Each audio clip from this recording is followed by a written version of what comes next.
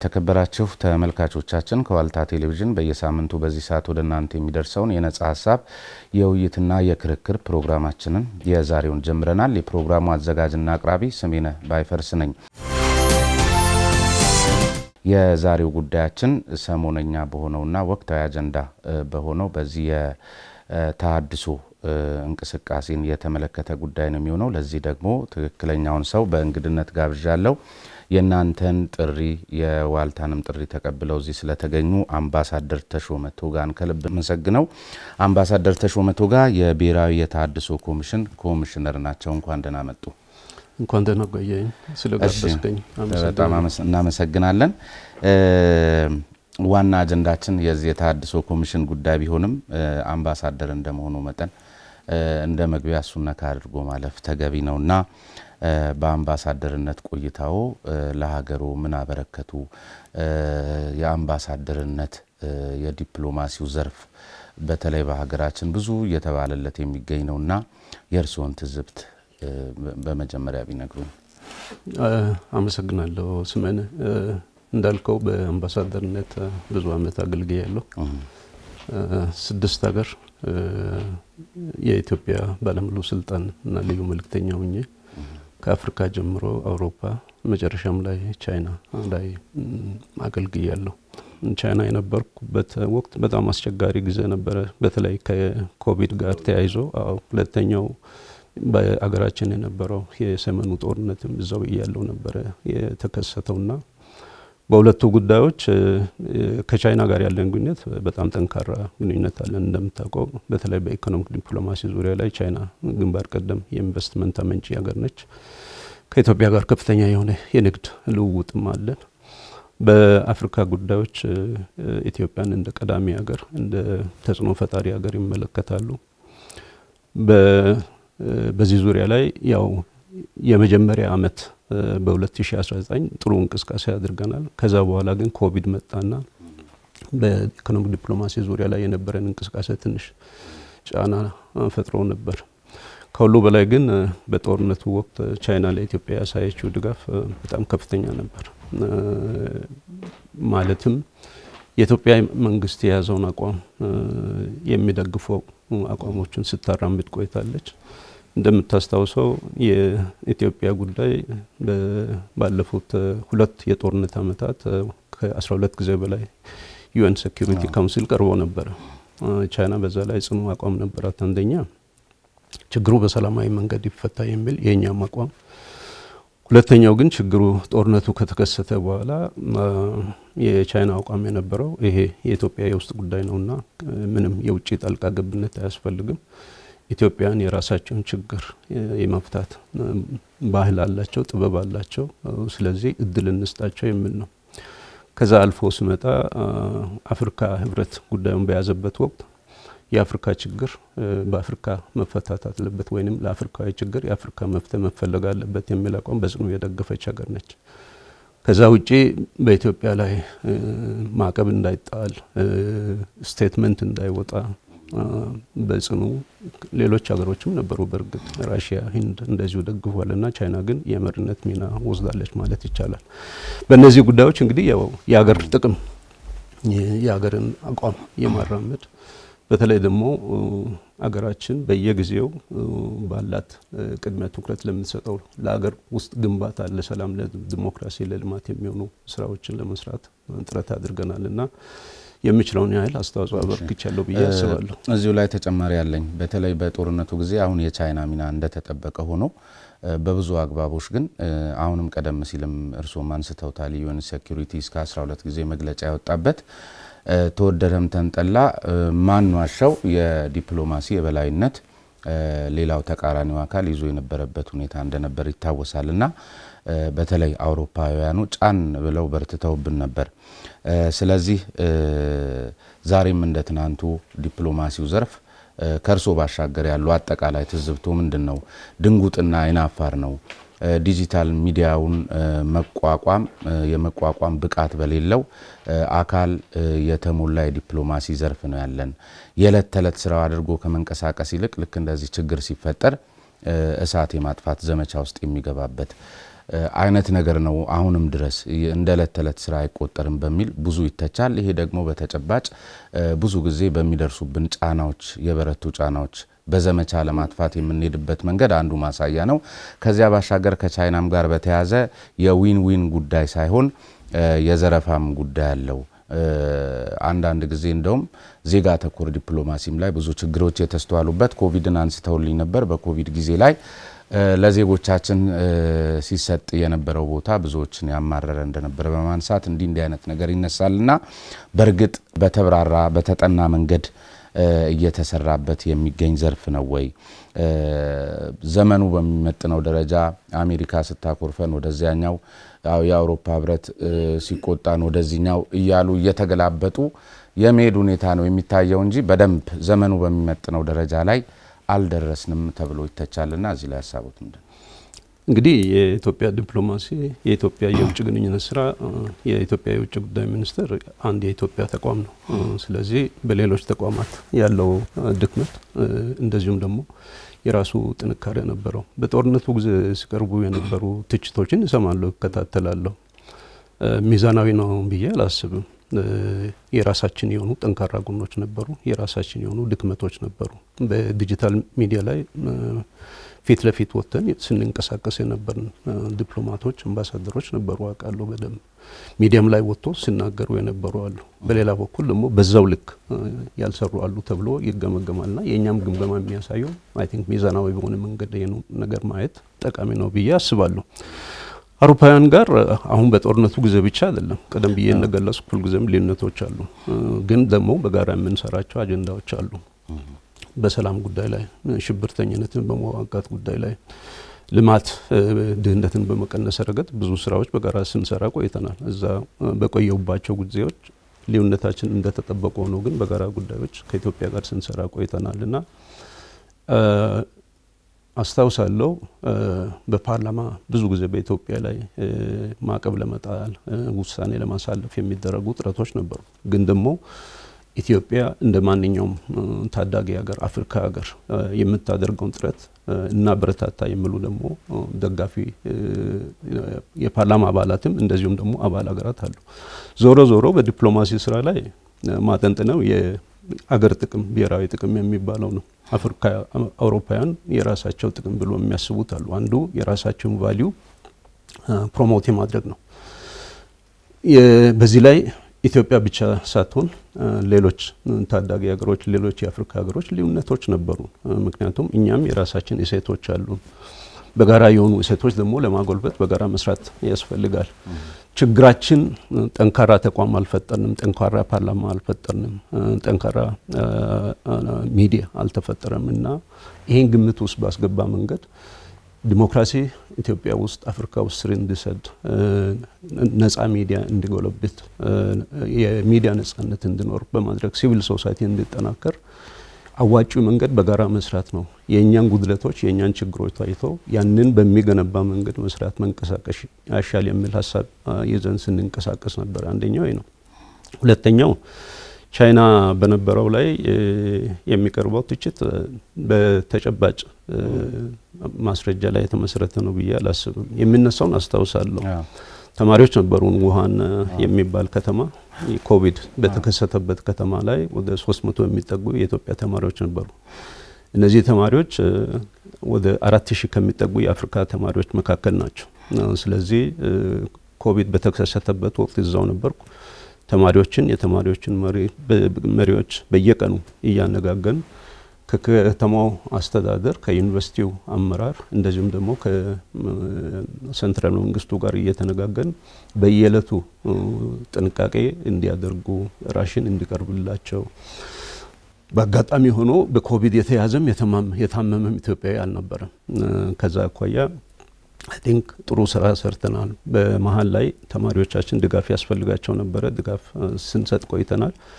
አንዱ ያላደረግነው ኢቫኩዌሽን ነበር። ብዙዎቹ አፍሪካ ሀገሮች ኢትዮጵያን ጨምሮ ናይጄሪያ፣ ሴኔጋል፣ ደቡብ አፍሪካ ምናልባት ከግብጽ፣ ከሱዳን፣ ከጥቂት የሰሜን አፍሪካ ሀገሮች ሌሎቻችን ተማሪዎቹን ኢቫኩዌት አላደረግንም። አንዱ እምነታችን ያው ይሄ ድንገት የተከሰተ ችግር ነው። በሰላም ጊዜ አብረን ኖረን አሁን የቻይናውያን ወገኖቻችን ችግር ሲያጋጥም ጥለና እንደድም ከነሱ ጋር ችግሩን እንጋፈጥ የሚልም ማለት ሁለተኛ ቢመጡም ደግሞ ሊደርስ የሚችሉትን በርካታ ነገሮች ገምግመን ነበርና ከዛ አኳያ አይ ቲንክ በተማሪው ዙሪያ ላይ የሰራነው ስራ ጥሩ ነው ብዬ አስባለሁ አንድ ኢንሲደንት ነው አይ ቲንክ ይሄ አንድ ጓንጆ የሚባል ከተማ ላይ የተፈጠረ አንድ ኢንሲደንት አለ ይሄ ግለሰቦች የፈጠሩት ነው የመንግስት አቋም አይደለም በነገራችን ላይ በዚህ ጉዳይ ላይ የአፍሪካ አምባሳደሮች ውጭ ጉዳይን በጋራ ሆነን አነጋግረናል በተፈጠረው ጉዳይ ላይ ይቅርታ ጠይቋል ይሄ የግለሰቦች በፍርሃት ላይ ተመስርቶ ያደረጉት እንቅስቃሴ ነው እንጂ የመንግስት አቋም አይደለም የሚል ድምዳሜ ላይ ደርሰን ከዛ በኋላ ግን እንደዚህ አይነት ሁኔታ እንዳይፈጠር ስራ ሲሰራ ቆይቷልና በዛ መንገድ ቢታይ ጥሩ ነው የሚል ሐሳብ አለ ሌላ ግብጽም ስለነበሩ ቢያንስ ከግብጽ ሊወሰዱ የሚገባቸው ተሞክሮች ሊኖሩ አይገባም ወይም አርገው ከሆነም እንዲነግሩኝ የሬዲዮ ዲፕሎማሲው ላይ ለምሳሌ ግብጽ በይህን እኛ ሀገር የሚመነጨውን ውሃ መሰረት አድርጋ ከ38 በላይ ቋንቋዎች በተለይ የተፋሰስ ሀገራቱ ባሉበት ቦታ ላይ ጎላ ብለው በሚታዩ ቋንቋዎች የተለያዩ የሬዲዮ ፕሮግራሞችን ማሰራጨት ጀምራለች በእኛም ሀገር እንግዲህ በግብጽ ሚዲያ በኦሮምኛና በአማርኛ ቋንቋ የሬዲዮ ዲፕሎማሲውን በጣም ያጧጧፈችው ትገኛለችና ይሄን ልምድ ወደዚህ አምጥቶ ከመስራት አኳያ ለመንግስት ለፖሊሲ አውጪዎች ምን ያህል ርቀት ሄደዋል እርሱ እኔ በነበርኩበት ጊዜ እንግዲህ ያው ትንሽ ቆይቷል ጊዜው ግን ከግብጽ የሚወሰዱ ልምዶች አሉ ከራሳችን ሁኔታ ጋር አጣጥመን መስራት ያለብን ያንንም ይሄንን ሪፖርት ስናደርግ ቆይተናል አንዱ ዲፕሎማቶቻችን የሚቀርጹበት መንገድ ነው የብሔራዊ ጥቅም ከማስከበር አኳያ የግብጽ ዲፕሎማት በምንም አይነት መንገድ አገሩን የከዳ እኔ የሰማሁት እስካሁን ድረስ የለም ለምሳሌ ስለዚህ ኢንስቴል የሚያደርጉበት መንገድ ኢንካልኩሌት የሚያደርጉበት ብሔራዊ ጥቅም ከማራመድ አኳያ እንዴት መሟገት እንዳለባቸው ከቋንቋ ከኮሙኒኬሽን እና ከአጠቃላይ ለዲፕሎማሲ ስራ ዲፕሎማቶቻችን ብቁ ከማድረግ አኳያ በጣም ሰፊ ስራ ሰርተዋል እየሰሩም ነው ዲፕሎማቶቻቸውን ብቻ ሳይሆን ቤተሰቦቻቸውን ጭምር በደንብ በቂ ስልጠና ይሰጣሉ ይሄ ልምድ ወደ ኢትዮጵያ መምጣት አለበት ተብሎ አሁን በቅርቡ ከረጅም ጊዜ በኋላ የማሰልጠኛ ተቋም ተቋቁሟልና አይ ቲንክ ጥሩ ጅምር ነው ተጠናክሮ መቀጠል አለበት የሚል ሐሳብ አለኝ ሁለተኛው በፐብሊክ ዲፕሎማሲ ዙሪያ ላይ በኮሙኒኬሽን አሁን እንዳልከው የሚሰሩቸው ስራዎች ነው በዚህ ረገድ አይ ቲንክ ብዙ ስራ መስራት ይተበቅብናል አትሊስት አሁን ዲጂታል ዲፕሎማሲ እየተያዘ ነው ያለው ግን ብዙ ጊዜ ከአመራሮች ጋር ስናነሳ ነበርና የኢትዮጵያን አቋም ሊገልጹ የሚችሉ ጠንካራ የውጭ ሚዲያዎችም በውጭ ቋንቋ የሚተላለፉ ሚዲያዎች ቢኖሩ ጠቃሚ እንደሆነ ሐሳቦች ማለት አሁን ለምሳሌ አባይ የነሱ የዕለት ተዕለት አጀንዳ ነው በሬዲዮ በመናምኑ የኛ ግን የሆነ ወይ ውሃ ሙሌት ሲደረግ ምናምን ነው ለምሳሌ የአውሮፓ እግር ኳስን በየለቱ ብቻ ሳይሆን ጧት ማታ በምሳ ሰዓት ጭምር ስናማስል ምንውል ግለሰቦች ወይ ሚዲያዎች ባሉበት ሀገር ላይ ግብጽ በዚህ ደረጃ አረቃ በራሷ ቋንቋ ሳይንስ በእኛው ሀገር ቋንቋ እንዲ ስታደርግ ይሄ ለርሶ የሚሰጡት ትርጉም አለ ብዬ ስላሰብኩ ነው አንድ ነገር እንዲሉበት ትርጉም አለው እንደዚህ አይነት ነገር እኛ ማድረግ መቻል አለበት አይ ቲንክ አሁን አንዳንድ ሚዲያዎች የጀመሯቸው አሉ ለምሳሌ ኦሮሚያ አካባቢ የተጀመሩ ወደ 17 18 የሚጠጉ ቋንቋዎች ላይ ፕሮግራሞች እየሰሩ ናቸውና ይሄ በነገራችን ላይ ለአባይ ውሃ ብቻ ሳይሆን በአጠቃላይ ኢትዮጵያ በአካባቢው ካላት ሚና አኳያ በአካባቢው አውንታዊ የሆነ ተጽዕኖ ከመፍጠር አኳያ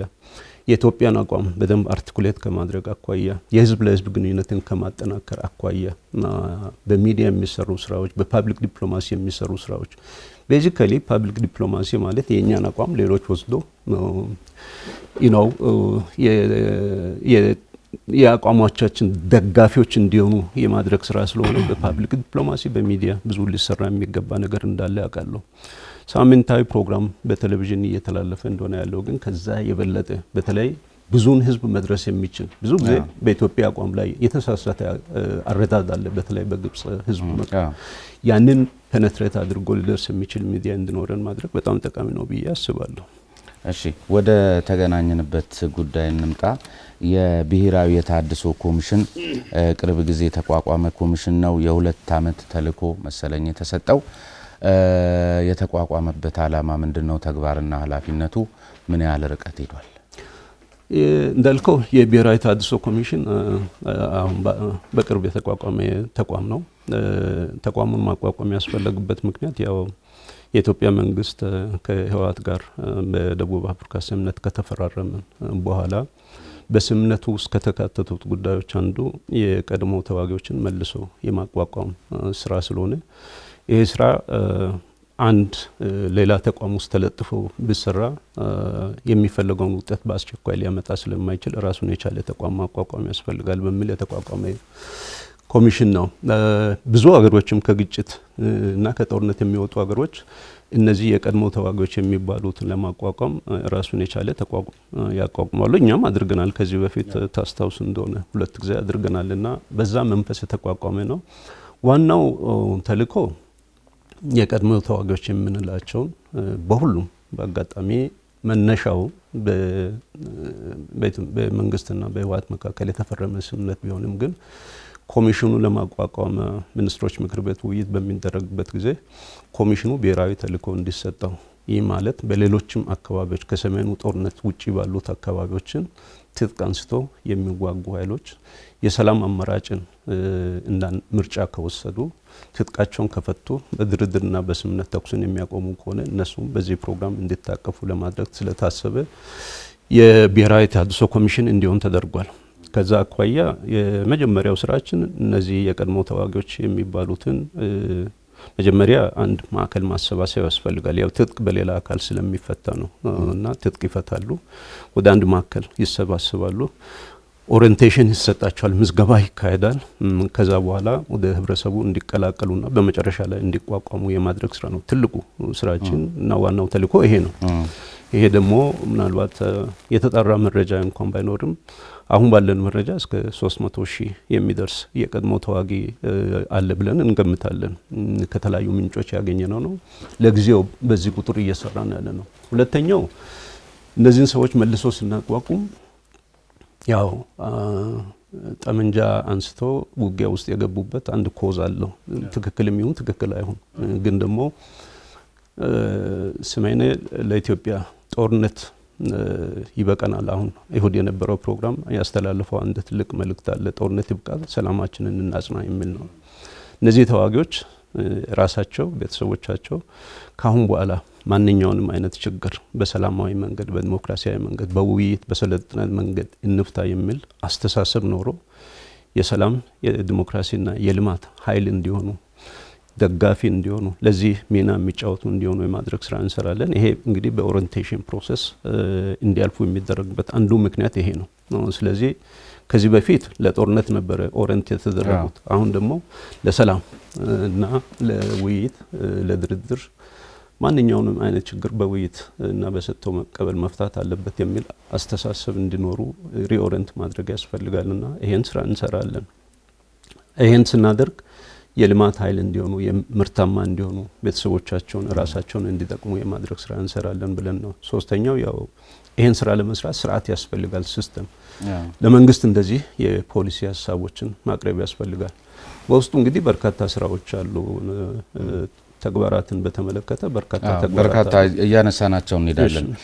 አንዱ መሰረታዊ ጥያቄ የቀድሞ ተዋጊዎች ማለት ምን ማለት ነው?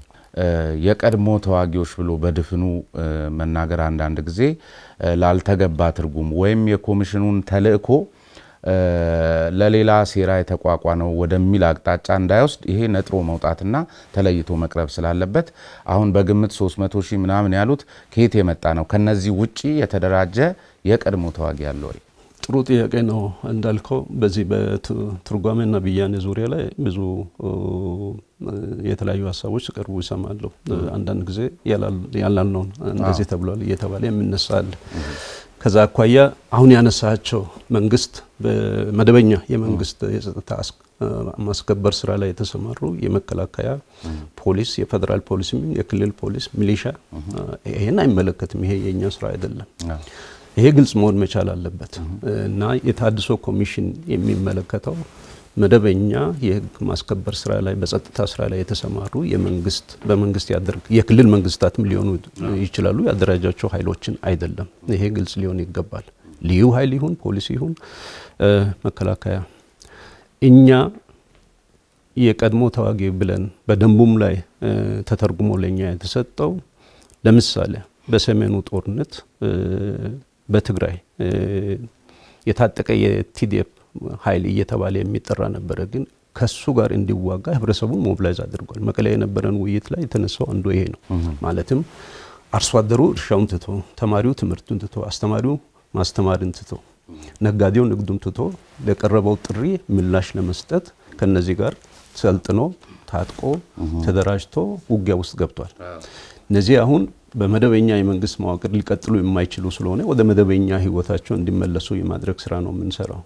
ለምሳሌ የትግራይን ኬስ በምንወስድበት ጊዜ ስለዚህ መደበኛ ያልሆኑ ግን በጦርነቱ ጥሪ ተደርጎላቸው የተሳተፉ የህብረተሰብ ክፍሎች ላለፉት 2 ዓመታት ውስጥ ጦርነት ውስጥ የነበሩ ናቸው። መልሰን ካላቋቋምናቸው በስተቀር ሌላ ችግር ውስጥ ሊከቱ ስለሚችሉ ቅድም እንዳልኩት ሁሉም በዚህ አይነት ሂደት ውስጥ የሚያልፉ ሀገሮች የቀድሞ ተዋጊዎች የሚሏቸው በነገራችን ላይ ይሄ ኮንቴክስት በተለያየ ሀገር የተለያየ እንትን አለው። ግን ከኛ አኳያ እነዚህን ማለታችን ነው። ይሄ ትግራይ አካባቢ ያለ ቁጥር አለ። አሁን ቁጥር ሁሉም ክልሎች የራሳቸው አለን የሚሉትን ቁጥር በዚህ ትርጓሜ መሰረት እንዲሰጡ ጠይቀናል። እኛ ደግሞ ከተለያዩ ምንጮች ያገኘናቸው መረጃ አለ። ሁለተኛው ለምሳሌ ሌሎች ክልሎች በነገራችን ላይ እንዳልኩ ሌሎች ክልሎች የፖለቲካ አላማቸውን በኃይል ለማስፈጸም ብሎ የሚንቀሳቀሱ ኃይሎች አሉ። እንደምታወቀው ኦሮሚያ ውስጥ ኦነግ ሸኔ አለ። ቤንሻንጉል ውስጥ ሁለት የጉሙዝና የቤንሻንጉል ህዝቦች ነፃ ግንባር ነፃ አውጪ ብሎ ሲንቀሳቀሱ የነበሩ አሉ። ጋምቤላ ውስጥ የጋምቤላ ህዝቦች ግንባር የሚባል አለ። ደቡብ ውስጥ የተለያዩ አካባቢዎች ታጥቀው የሚንቀሳቀሱ ኃይሎች አሉ። እነዚህን ኮሚሽኑ እስከተቋቋመ ድረስ የሰላም አሁን ለምሳሌ ቤንሻንጉልና ጉሙዝ አካባቢ ትጥቅ የፈቱ ከክልሉ ጋር ስምነት ላይ የደረሱ ስምነት ላይ ደርሶ ውጊያን አቁሞ ግን ደግሞ ትጥቅ ያልፈቱ ኃይሎች አሉ። ይሄን ከክልሉ ጋር ካደረግነው ውይይት አግኝተናል። ኦሮሚያ ውስጥ ያው አሁን እንደሰማው ውጊያ ላይ ያለ የሸኔ ኃይል አለ። አሁን ድርድር እየተጀመረ ነው። ዛሬ ይጀምራል ብለን ተስፋ እናደርጋለን። ድርድር ላይ ከተደረሰና ስምነት ላይ ከተደረሰ ትጥቅ ይፈታሉ። ከዛ በኋላ ወደዚህ ፕሮግራም እንዲገቡ ይደረጋሉ ማለት ነው። ቀደም ሲልም በአጋጣሚ ኦሮሚያ ካደረግነው ውይይት ያገኘነው መረጃ በራሳቸው ፈቃድ የሰላም አማራጭ መርጦ ትጥቅ አቁሞ ትጥቁን ፈቶ እጅ የሰጡ እንደዚሁም ደግሞ የተማረኩ ወደ 2600 የሚጠጉ የቀድሞ የሸኔ ተዋጊዎች እንዳሉ አውቀናል። ስለዚህ የኛ የቀድሞ ተዋጊ የሚባለው እነዚህን የሚያካትት እንደሆነ ግልጽ ሊሆን ይገባል ማለት ነው። እንግዲህ ከዚህ ጋር ስሜነ አንዳንድ ሌሎች ሀገሮችም እኛ ሀገርም የሚነሱ ጉዳዮች አሉ። ለምሳሌ ትጥቅ ባይታጠቁ እንኳን ከነሱ ጋር አገልግሎት ሲሰጡ ያሉ ሾፌሮች አሉ፣ ሐኪሞች አሉ፣ የምግብ አብሳዮች አሉ፣ ሌሎች ድጋፎች ይሰጣሉ። እነዚህ በምን ውስጥ ይካተታሉ የሚል ጥያቄ ይነሳል። ብዙዎቹ የዲዲአር ፕሮግራሞች እነዚህን እንደ አንድ የመልሶ ማቋቋም መርሃ ግብር ውስጥ እንዲካተቱ ያደርጋሉ። ሌላ ፕሮግራም የማያካትታቸው ከሆነ እኛም የምናስበው እነዚህ በመሃል መተው የለባቸውም የሚል ሀሳብ አለን። ሌላው የሚነሳው ከዚህ ጋር ተነስቶ ተያይዞ የቤተሰቦቻቸው ጉዳይ ነው። ማቋቋሚያው ግለሰቡን ብቻ ነው ወይስ ቤተሰቡን ይመለከታል የሚል ነው። የማቋቋሚያ ስራችን ያው በግለሰብ ላይ የተመሰረተ ቢሆንም ግን መጨረሻ ላይ ግለሰቡ ተቋቁሞ ስራ ፈጥሮ ገቢ አመንጭቶ የሚያገኘው ነገር ቤተሰቡን እንዲጠቅም ማድረግ አለበት የሚል እምነት አለን። ሶስተኛው ኮሚኒቲስ እነዚህ ሰዎች ያው ጠመንጃ አንስተው ውጊያ ላይ የነበሩ ናቸው። ወደ ኮሚኒቲ ይመለሳሉ። አንዳንድ ቦታ ላይ እንኳን ደህና መጣችሁ ብሎ የሚቀበል ኮሚኒቲ ሊኖር ይችላል። አንዳንድ ቦታ ላይ ተጨማሪ የፖለቲካ ስራ ተጨማሪ ውይይት እና ግን የምናቀርባቸው የማቋቋሚያ ስራዎች ለተቀድሞ ተዋጊዎች የሚደረገው እዛው ይያለ ኮሚኒቲን የሚጠቅም ኮሚኒቲ የሚሳተፍበት ለምሳሌ አቅርቦት ከሆነ እዛው አካባቢ ያለ ሰው አቅርቦትን በማቅረብ የሚጠቀምበት ሁኔታ ስልጠና ከሆነ እዛ አካባቢ ያለ ተቋም ስልጠና መስጠት የሚችል ከሆነ እንዲሳተፉ የማድረግ ስራ እንሰራለንና በእኛ የደንብ መቋቋሚያ ደንብ ላይ የተሰጠን ትርጉም ይሄ ነው ለማለት ነው። እሺ